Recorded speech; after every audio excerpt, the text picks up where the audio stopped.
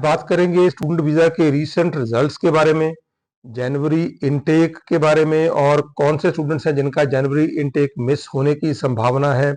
Success और failure mean approval और refusal का क्या सीन है और पासपोर्ट स्टैंपिंग के ऊपर कितना टाइम लग रहा है और साथ साथ में ऐसी कौन सी खास बात का आपको ख्याल रखने की जरूरत है आज की डेट में, स्पेशली जहां पे अब नॉन एसडीएस के अंदर जो फाइल्स हैं वो जा रही हैं। स्वागत आप सबका हमारे YouTube के चैनल के ऊपर। मेरा नाम प्रिंसिपाल सिंह गिल, मैं एक लाइसेंस्ड और रेगुलेटेड कैनेडियन इमिग्रेशन कंसल्टेंट हूं। एक छोटी सी रिक्वेस्ट, इस वीडियो को शुरू करने से पहले अगर आपने हमारा YouTube का चैनल अब तक सब्सक्राइब नहीं किया या पहली बार हमारे चैनल पर विजिट कर रहे हैं, मेरी रिक्वेस्ट है जरूर सब्सक्राइब करें। हम बहुत तरह के इन्फॉर्मेटिव वीडियोज रेगुलर बेसिस पे इसी प्लेटफॉर्म के थ्रू आपके साथ शेयर करते रहते हैं। अगर बात करें स्टूडेंट वीजा के रिजल्ट की, इस टाइम पे अप्रूवल के साथ साथ में रिफ्यूजल का रेट भी काफी बढ़ गया है। अब क्योंकि फाइल जा रही है नॉन एसडीएस के अंदर, नवंबर ऑनवर्ड सारी फाइल्स नॉन एसडीएस के अंदर अप्लाई की गई थी। और अगर मैं बात करूं कि एट दिस मोमेंट टाइम कितना लग रहा है, तो इवन अक्टूबर की बिगिनिंग की जो फाइल्स थी वो भी अभी उनके भी रिजल्ट्स अवेटेड है। हालांकि बीच बीच में रिजल्ट्स आ रहे हैं, हमारे पास जो अक्टूबर के एंड में लगी फाइल्स थी उनके रिजल्ट्स भी आए हैं, नवंबर में लगी हुई फाइल्स के रिजल्ट्स भी आए हैं, but at the same time अक्टूबर के बिगिनिंग की लगी हुई जो फाइल्स हैं उनके भी रिजल्ट्स अब पेंडिंग है। अब इसमें ऐसे बहुत से स्टूडेंट हैं जिनका जनवरी इनटेक था और अब वो स्टक है क्योंकि ऑलमोस्ट एंड ऑफ दिसंबर आ रहा है अब, और जो प्रोसेसिंग है अब थोड़ी सी और स्लो हो जाएगी। इवन जो बच्चों को अब रिजल्ट्स मिल भी रहे हैं, पासपोर्ट स्टैंपिंग पे काफ़ी टाइम लग रहा है, एवरेज 1 मंथ, इवन कुछ केसेस में तो 1 महीने से ज़्यादा का टाइम भी लग रहा है पासपोर्ट स्टैंपिंग को। इस सिचुएशन को देखते हुए काफ़ी स्टूडेंट्स का जनवरी इनटेक जो है वो मिस हो जाएगा, जिनको इवन रिजल्ट्स मिल भी रहे हैं। दूसरी तरफ ऐसे बहुत से स्टूडेंट जिन्होंने, जैसे मैंने बताया कि एंड ऑफ सितंबर या बिगिनिंग ऑफ अक्टूबर में फाइल रखी थी, they are still waiting for their results. इनमें से बहुत से स्टूडेंट्स को हो सकता है अब डेफर करना पड़े। रिजल्ट्स की बात करूं तो दोनों चीज़ें हैं, सक्सेस भी है और फेलियर भी है, बट हाँ रिफ्यूजल रेट आगे से थोड़ा सा बढ़ता हुआ नजर आ रहा है, बिकॉज फाइल्स अगेन जैसे मैंने बोला नॉन एसडीएस के अंदर जा रही हैं और नॉन एसडीएस में अब ये है कि यहाँ कोई रिक्वायरमेंट नहीं है। बहुत से कंसल्टेंट्स बहुत कम आइल्स के बैंड स्कोर के ऊपर फाइल्स लगा रहे हैं। दूसरी तरफ ये एडवाइस दी जाती है कि विदाउट जीआईसी आप फाइल लगा लीजिए या without even tuition fee file लगा लीजिए। जिन स्टूडेंट्स ने अपनी प्रॉपर ट्यूशन फी पे की है, चाहे वो आप एक सेमेस्टर की पे की हो, but at the same time living expense दिखाए हैं थ्रू जीआईसी पूरे के पूरे, और आइल्स का स्कोर अच्छा है और आपने जो आपका प्रोग्राम है वो रेलिवेंट प्रोग्राम दिया हुआ है अकॉर्डिंग टू योर एजुकेशन, और आप जस्टिफाई कर रहे हो कि for which reason you are going to Canada, उनको सक्सेस मिल रही है।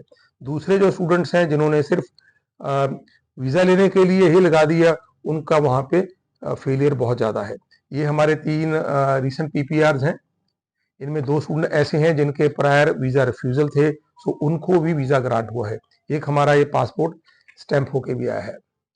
बट हाँ यहाँ पे ये जरूर है कि बहुत से स्टूडेंट, जैसे मैंने बोला जनवरी इनटेक का, जिन्होंने अभी 3 महीने पहले या 2 महीने पहले फाइल लगाई हैं, उनको काफ़ी स्टूडेंट्स ऐसे हैं जिनको जनवरी इनटेक अब मिस करना पड़ेगा। अब स्टूडेंट्स के लिए एक बहुत बड़ा कॉशन, एक तो आपको प्रोग्राम चूज करना है रेलिवेंट टू योर एजुकेशन, और 966 जो प्रोग्राम्स हैं उनमें से ही आपने प्रोग्राम चूज करना है अगर आपने पोस्ट ग्रेजुएट वर्क परमिट लेना है इन फ्यूचर। यहाँ भी काफ़ी मिसगाइडेंस है। अभी भी बहुत से ऐसे स्टूडेंट हैं जिनको शायद इसके बारे में मालूम नहीं है। हमारे पास भी जो क्वेरीज आती हैं, बहुत सी ऐसी क्वेरीज हैं जिनमें स्टूडेंट्स जो पहले सिनेरियो था कि simply they want to enter Canada, visa लेना चाहते हैं, तो उसका बहुत ख्याल रखिए। एक तो आज की डेट में जैसे मैंने बोला कि visa refusal rate has gone up. Simultaneously अगर आप सोच समझ के अपना प्रोग्राम नहीं लोगे तो आज की डेट में कॉलेज चेंज करने के लिए भी बहुत सी मुसीबतें हैं, क्योंकि आपको अब नया स्टडी परमिट लेना पड़ेगा, दोबारा से अपनी फाइल लगानी पड़ेगी, तो वहां जाके कनाडा में भी आपको ट्रबल आएगी। और साथ साथ में फाइनेंशियल्स के बारे में मैं जरूर कॉशन दे दूं कि जो स्टूडेंट अच्छे फाइनेंशियल्स लगा रहे हैं अपने और अच्छे फाइनेंशियल दिखा रहे हैं, उनका visa success is much higher in comparison to दो स्टूडेंट्स जो जीआईसी भी नहीं पे कर रहे और जिनके पास जो फाइनेंशियल रिकॉर्ड है अपना वो भी इतना अच्छा नहीं है, ट्यूशन फी भी बहुत कम पे कर रहे हैं। उनके लिए जो सक्सेस रेट है that has come down drastically, वहां पे refusal rate has gone up. So ख्याल रखिए। बाकी रिफ्यूजल का ऐसा बात नहीं, जैसे मैंने आपको दिखाया कि इवन जो पुराने रिफ्यूज केसेस हैं उन पे भी वीजा ग्रांट हो रहा है। डिपेंड करता है कि आप कहाँ से अपनी फाइल लगवा रहे हैं। यहाँ पे मैं एक और क्वेश्चन देना चाहता हूँ ग्रेजुएट स्टूडेंट्स के लिए। ग्रेजुएट स्टूडेंट्स के लिए it's a golden opportunity now to go to Canada. अगर तो आप अपना स्पाउस साथ में लेके जाना चाहते हैं तो कोशिश कीजिए आपका जो प्रोग्राम ऑफ स्टडी हो मास्टर लेवल का हो।